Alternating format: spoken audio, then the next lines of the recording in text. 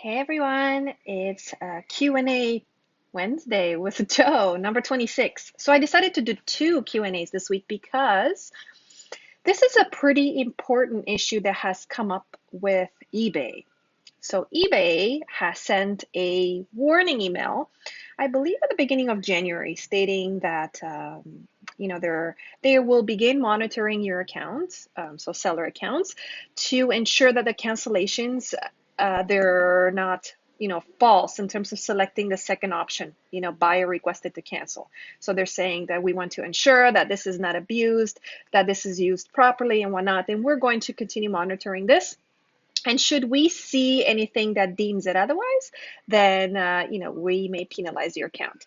So this happened in January, and at the beginning of this month, so beginning of February, they've actually started sending out other emails, and they've actually started penalizing accounts. So some accounts that they were, let's say, top rated accounts, they have become above standard. So eBay has decided to penalize and drop these accounts down because of the abuse of buyer requested to cancel.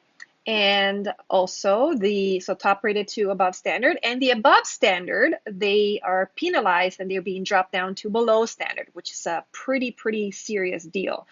Why? Well, because with below standard, obviously you're not going to get as many sales, and so it's going to slow down that sale funnel pretty much, and you have to work double as hard to get to the above standard. So what to do to avoid this? First of all, to avoid them penalizing you, and well, let's say you were penalized, what can you do to improve this so you can bounce back? So you have a couple of options. So let's say that you feel this was an unfair decision by them and you want to appeal the decision. You have to gather up all the facts before you contact eBay and figure out how you can prove yourself and see if so you can prove yourself that you haven't abused it, and you have to come up with facts. To give you an example, let's say that you are canceling the order and selecting buyer requesting cancel, but you are communicating with the buyer. So let's say you have spoken with the buyer, and so you're giving the buyer an option to cancel the order should they want to. So if you have any type of proof in your communication that you have done that a couple of times, you can use that as fact to contact eBay and have them appeal this decision and roll you back. So this is an option. If you don't have this option, you have to work hard. And you do have three choices, three options for you to use to improve this and jump back to, let's say, above standard or top rated. So what can you do to avoid these cancellation penalties? Well, you have three things that you can do. So cancellation should be your last option, always, no matter what. You shouldn't cancel an order, and you should work very hard to avoid that. And the first thing you can do is you can offer the customer. So let's say the item is out of stock. Now, if the item is discontinued, you have no choice but to work with the customer to ask them if they want anything else, an upgraded version, a similar product and whatnot. So that's a little bit different. You hope that the buyer's willing to take something else. So let's say the item is out of stock or discontinued. So the first option would be offer the customer an upgraded version of the product or a similar kind of product. So let's say they purchased a chair and it's blue. Maybe you have an option to offer them gray or purple or something similar in the color. Like I wouldn't be offering them yellow if they wanted green. You know what I mean? Like try to be similar. So think outside the box and see what kind of similar product you can offer them. So offer upgraded or similar product. And what I mean by upgraded is, let's say you are buying a garbage can, and the garbage can is, let's say, 80 bucks, and this is out of stock. You can offer them an upgraded. So some garbage can that's maybe $120, maybe that's too much. So for 80, maybe you can find something that's in a range of $100. So you can offer them that. Obviously you may lose a little bit of a profit, but you can, if you're a smart seller, you can make that up in the back end, right? So that shouldn't be a worry. You want to save the sale, right? So offer them an upgraded or similar product. In a lot of cases, customers like that. They're like, wow, I'm going to get an upgraded product for free. That's fantastic, right? So they'll take it. The second option that you can do is not to cancel the order, is speak to the vendor and find out the ETA of when the item is going to come back in stock. So sometimes, for example, I don't know, let's say tiles. So Home Depot, let's use Home Depot. So tiles, sometimes they go out of stock, at the end of the week, but they replenish at the beginning of the week. I found this through experience, right? I personal experience. And I'm just using tiles just to give you an example to try to wrap your head around it.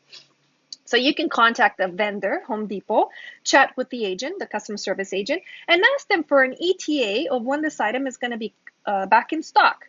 And they do drop shipping as well, so they can actually check with their vendor and find out when they're going to place a new order and replenish the stock for the online orders, right? So I would say 90% of the time they will give you a date or an estimation. They say, oh, yeah, this item is scheduled to come back in stock the next week, or they actually have a date, depending on the vendor. So Home Depot is very good like that. They will give you an ETA. With that ETA, you can go back to the customer and give them an option. Say, hey, there are some product delays, and we have this scheduled to be shipped in the next week, as it has been guaranteed. It has been confirmed by our vendor. Please let us know if you're willing to wait, or if you'd like us to go ahead and cancel the order. When I say that cancel the order, I actually offer them a 10% off. Should you wish to order this item in the future, we'll be more than happy to honor a 10% off for the inconvenience. Just add your item to the wish list, and once it comes back in stock, he will automatically notify you and you will be able to purchase it. So you're going above and beyond. You want to do that. So the customer will be like, wow, these guys are not letting me, you know, just hang here. They're willing to work with me. So in a lot of cases, some people like to wait, and if they don't, they cancel. And when it comes back in stock, just honor that 10% discount. It's just an idea. The other option is, for example, Home Depot has express delivery. So express delivery means that some stores will have that specific item in stock and they can ship it directly from the store. There's a shipping fee which is quite high because there's a broker, right? There's a broker associated with that, and most of the time you cannot waive that shipping. But if you're hustling enough, you can. And what I mean by that is, maybe you can think outside the box and see if you can work with the Home Depot agent and see if they can call the store and introduce yourself and see that you have been a great Home Depot customer, and you're hoping that they could do something for you to help you save some money. Believe it or not, sometimes they're willing to maybe even cut 50% off of that shipping fee.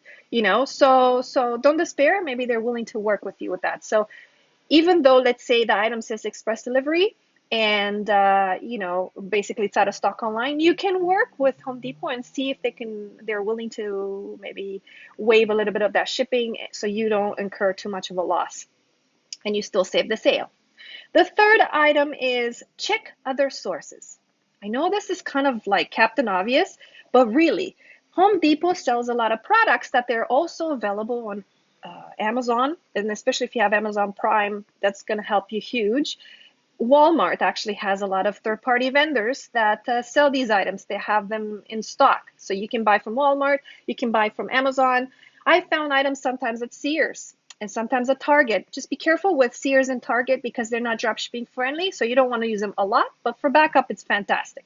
So, you can check Amazon, you can check Sears, you can check Target, you can check Lowe's, you can check, there's so many other options depending on the type of product, right? So if it's a home improvement, think of other home improvement stores. Another one would be Bass Pro Shops.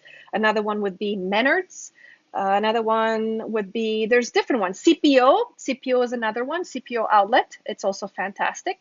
So think outside the box and see what other sources may sell it. And so these are the three things that you can do to avoid canceling the order. And I hope that I was able to help you with this because it's pretty important. If your account gets suspended because you're still canceling orders, you're in deep trouble. So try to avoid that.